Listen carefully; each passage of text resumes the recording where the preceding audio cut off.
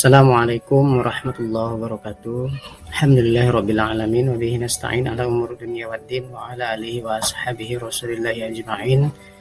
Asyhadu an la ilaha illallah wa asyhadu anna Muhammadar Rasulullah. Allahumma shalli ala sayyidina Muhammad wa ala ali sayyidina Muhammad.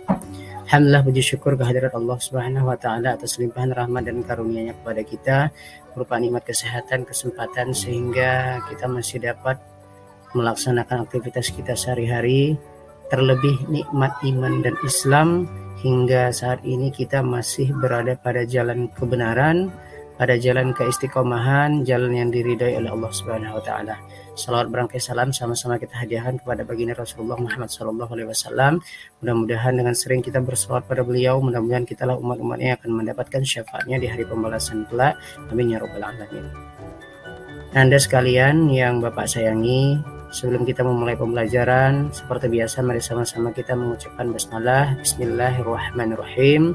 Dan pada kesempatan kali ini kita akan membahas tentang meneladani perjuangan dakwah Rasulullah Shallallahu Alaihi Wasallam di Mekah. Nah, untuk materi meneladani perjuangan Rasulullah Shallallahu Alaihi Wasallam di Mekah, ada beberapa hal yang akan kita bahas, yakni substansi dakwah Rasul di Mekah, di mana ini terdiri dari beberapa sub. Yang pertama, kerasulan Nabi, kemudian ajaran pokok Rasul di Mekah, strategi dakwah Rasul di Mekah, reaksi kafir Quraisy terhadap dakwah Rasul, penyiksaan kafir Quraisy terhadap dakwah Rasul, perjanjian Aqabah, hijrah ke Abyssinia, dan hijrah ke Madinah. Nah, untuk kali ini 3 pembahasan utama yang akan kita bahas terlebih dahulu, yang akan kita dalami, yakni yang pertama adalah kerasulan Nabi, kemudian ajaran pokok Rasul di Mekah, serta strategi dakwah Rasul di Mekah. Nah, untuk yang pertama adalah kerasulan Nabi. Mengenai kerasulan Nabi, sedikit akan Bapak jabarkan sejarah singkat tentang kerasulan Nabi, di mana menurut bahasa menurut beberapa riwayat yang sahih Nabi Muhammad Shallallahu Alaihi Wasallam itu pertama kali diangkat menjadi Rasul pada malam hari, tepatnya pada tanggal 17 Ramadan Saat itu usianya kurang lebih adalah 40 tahun, di mana malaikat Jibril datang untuk menyampaikan wahyu. Yakni wahyu yang pertama adalah Quran surah Al-Alaq ayat 1 sampai 5 yang berbunyi a'udzubillahi minasyaitonirrajim bismillahirrahmanirrahim iqra bismi rabbikal ladzi khalaq khalaqal insana min 'alaq iqra rabbukal akram allazi 'allama bil qalam 'allamal insana ma lam ya'lam. Bacalah dengan menyebut nama Tuhanmu yang menciptakan manusia dari segumpal darah. Bacalah dengan nama Tuhanmu yang Maha Pemurah yang mengajarkan manusia dengan perantaraan menulis dan membaca. Dia mengajarkan kepada manusia apa yang tidak diketahuinya. Nah, jadi itulah wahyu pertama yang diterima oleh Nabi Muhammad SAW, di mana ini juga merupakan awal tanda awal mula kerasulan Nabi, awal mula diangkatnya beliau menjadi Rasul, yang kemudian Nabi Muhammad SAW menerima ayat-ayat Al-Quran secara berangsur-angsur dalam jangka waktu 23 tahun 22 tahun 22 tahun 2 bulan 22 hari kemudian ayat-ayat itu turun berdasarkan kejadian faktual yang sedang terjadi, sehingga hampir setiap ayat itu ada asbabun nuzul atau sebab-sebab turunnya Al-Quran. Dan ayat-ayat Al-Quran itu dikumpulkan menjadi dalam satu mushaf yang dikenal pada sampai saat ini yang kita gunakan menjadi Al-Quran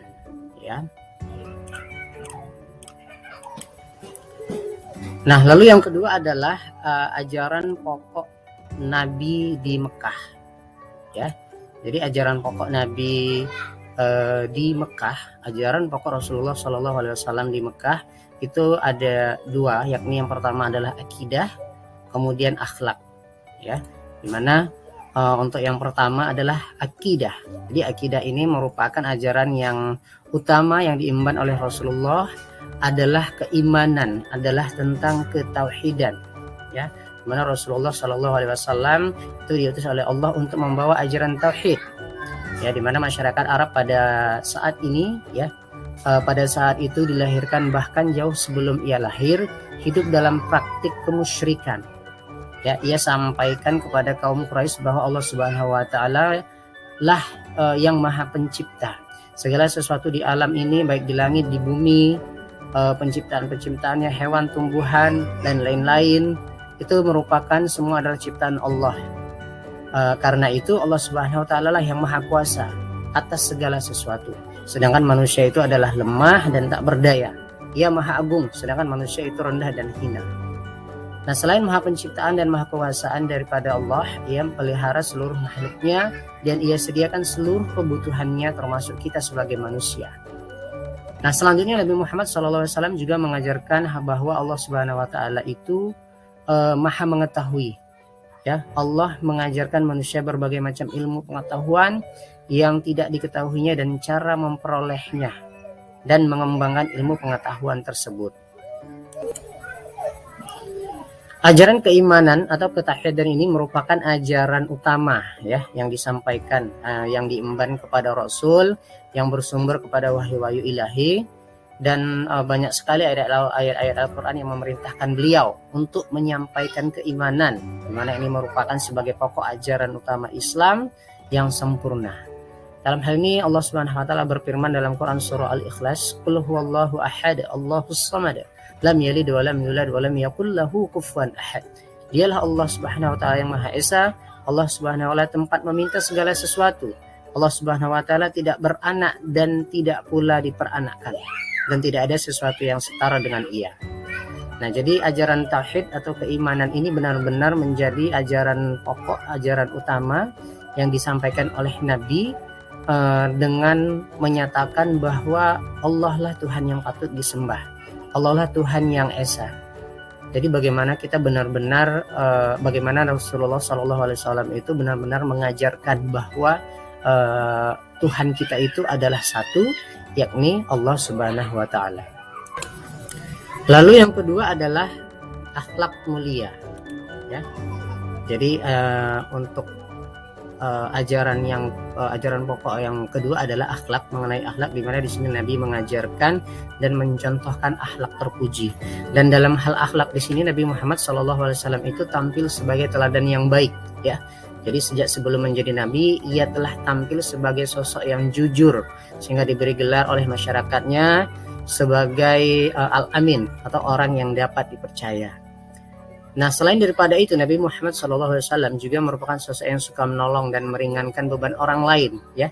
Ia juga membangun dan memelihara hubungan kekeluargaan serta persahabatan.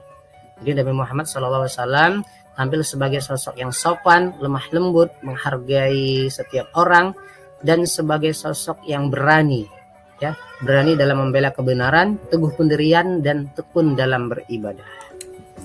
Dalam hal ini Allah Subhanahu wa taala berfirman dalam Quran surah Al-Hujurat ayat 10, artinya sesungguhnya orang-orang mukmin itu bersaudara karena bertakwalah, karena itu damaikanlah antara kedua saudaramu yang berselisih dan bertakwalah kepada Allah Subhanahu wa taala agar kamu mendapat rahmat, ya.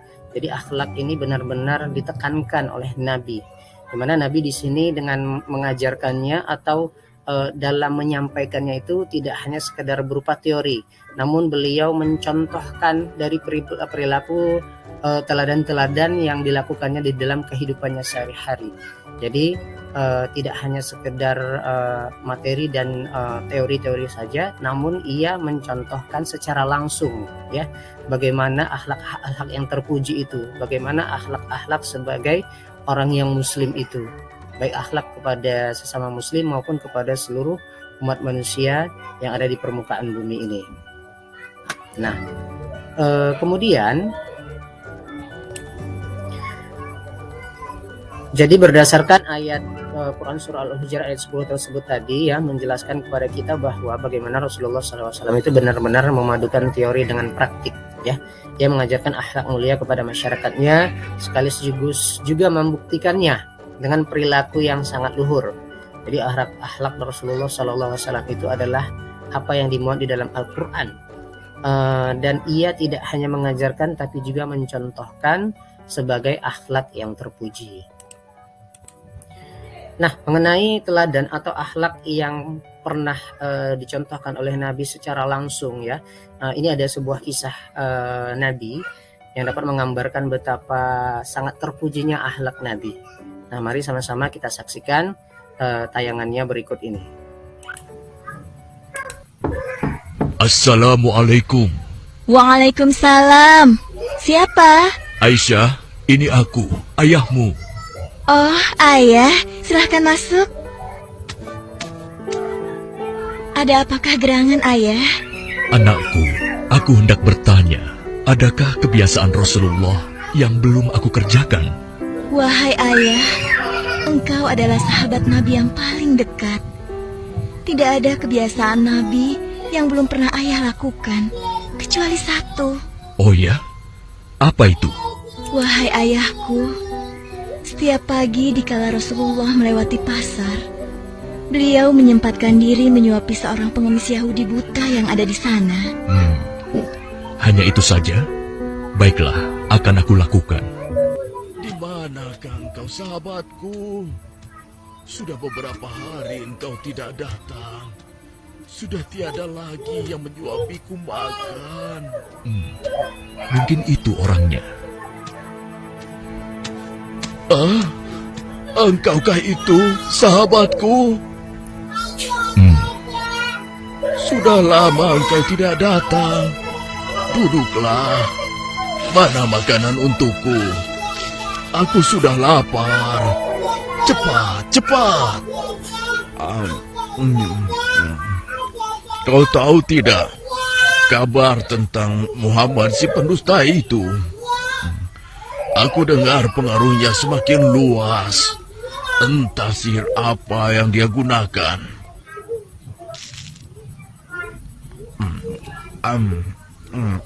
Bisa-bisanya ia mengaku rasul. Memangnya siapa dia? Hei, mana makanannya? Jangan diam saja.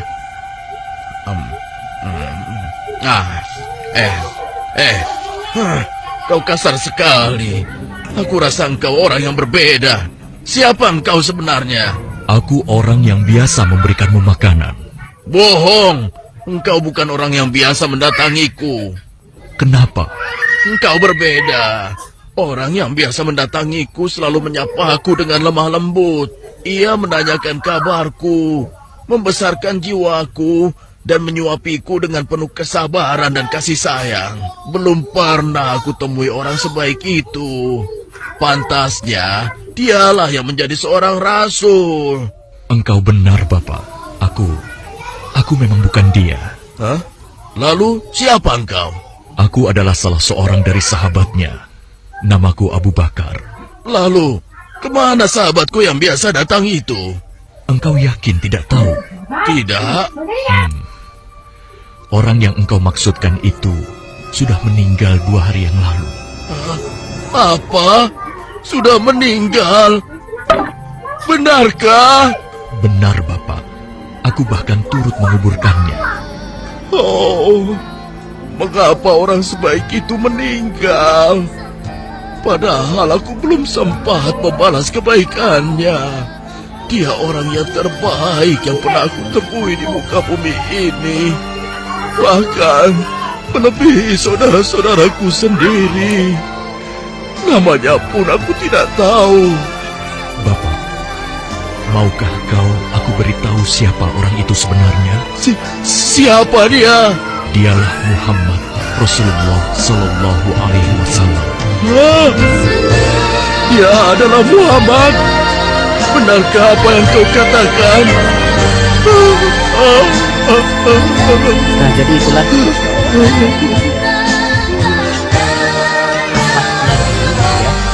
yang tergambarkan dari kisah tersebut, di mana itu memberikan kesan terbaik dari salah seorang pemimpin tentang sikap perilaku yang diterimanya yang diberlakukan oleh Nabi kepada pengemis Yahudi buta itu. Di dalam mendakwahkan ajaran-ajaran Islam yang sangat fundamental dan universal, Rasulullah Shallallahu Alaihi Wasallam itu tidak serta-merta melakukannya dengan tergesa-gesa ya. Jadi ia mengerti sekali bagaimana kondisi masyarakat Arab saat itu yang bergelimang dengan kemaksiatan dan praktik-praktik kemungkaran ya. Mengubah pola pikir dan kebiasaan-kebiasaan atau adat istiadat bangsa Arab, khususnya kaum Quraisy ya, yang bukanlah perkara yang mudah ya, di mana kebiasaan yang telah dilakukan secara turun-menurun sejak ratusan tahun yang lalu ya, ditambah lagi dengan pengaruh agama Nasrani dan Yahudi yang sudah dikenal lama, bahkan sudah banyak penganutnya. Nah, lalu dalam hal ini Rasulullah SAW membuat strategi ya, di mana strategi yang dilakukan oleh Rasul itu adalah dengan dua cara. Yang pertama dengan secara rahasia dan terang-terangan ya.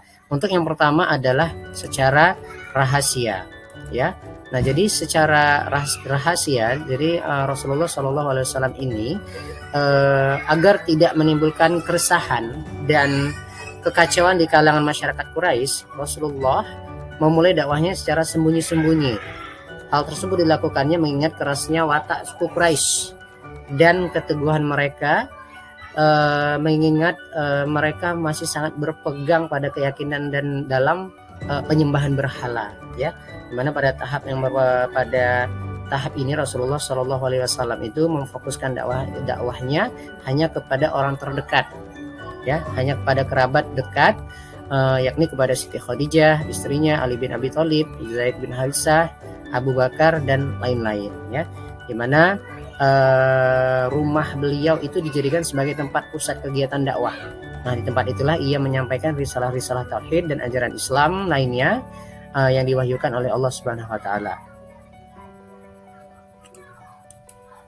Nah, jadi Rasulullah Shallallahu alaihi wasallam itu secara langsung menyampaikan dan memberikan penjelasan tentang ajaran Islam dan mengajak pengikutnya untuk meninggalkan agama nenek moyang mereka, yaitu dari menyembah berhala menuju penyembahan hanya kepada Allah Subhanahu wa taala.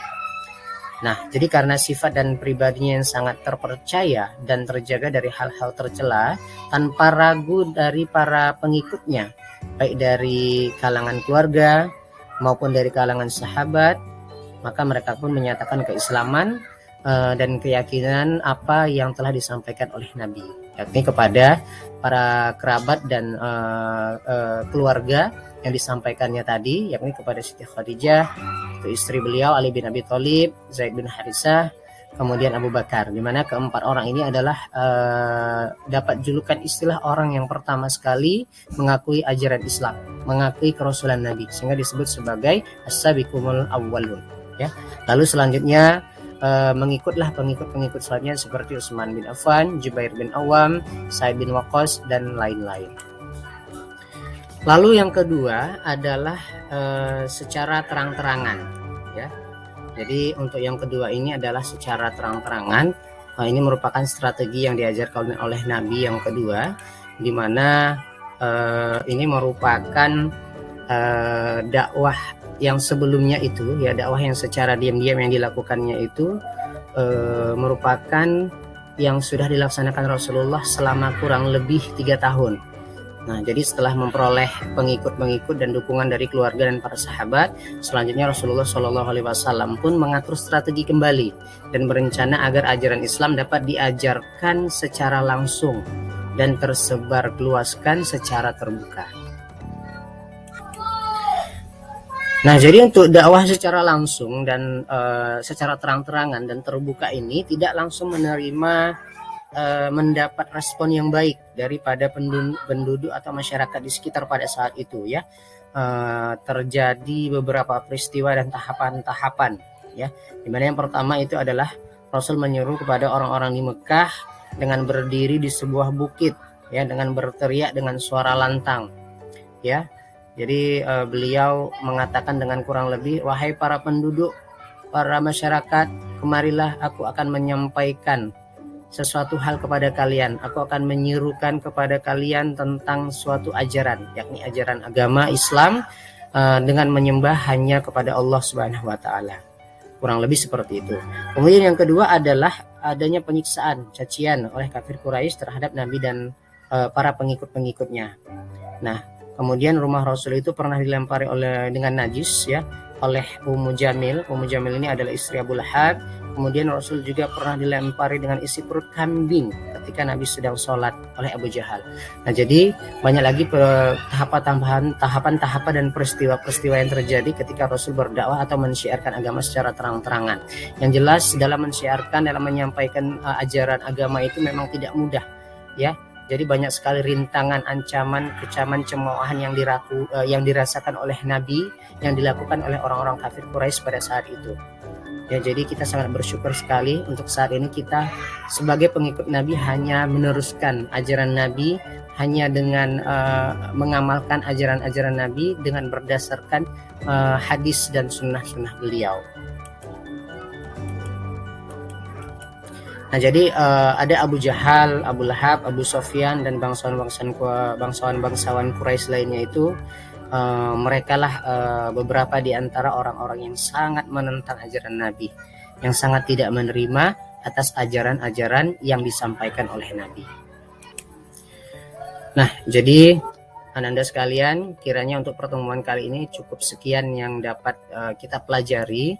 Mudah-mudahan apa yang Bapak sampaikan dapat kalian terima, dapat kalian teladani tentang peristiwa-peristiwa apa yang dilakukan oleh Nabi pada saat mensyiarkan, pada saat mendakwahkan agama di Mekah pada waktu itu. Nah, sehingga kita dapat merealisasikan dan mengaplikasikan dalam kehidupan kita sehari-hari. Akhirnya semoga bermanfaat untuk kesempatan kali ini. Untuk sub pembahasan selanjutnya akan kita bahas pada pertemuan selanjutnya. Untuk lebih memahami dan mendalami atas materi yang kita sampaikan pada hari ini, kalian boleh melihat, membaca buku dari berbagai sumber, men-searching, kemudian melihat YouTube dan berbagai sumber lainnya untuk mendalami pemahaman kalian terhadap materi yang sudah kita pelajari pada hari ini. Saya rasa demikian, kurang lebih saya mohon maaf. Jika ada kesilapan saya mohon dimaafkan, kepada Allah saya mohon ampun. Sama-sama kita ucapkan alhamdulillahirabbil alamin. Akhirul kalam, billahi taufiq wal hidayah. Assalamualaikum warahmatullahi wabarakatuh.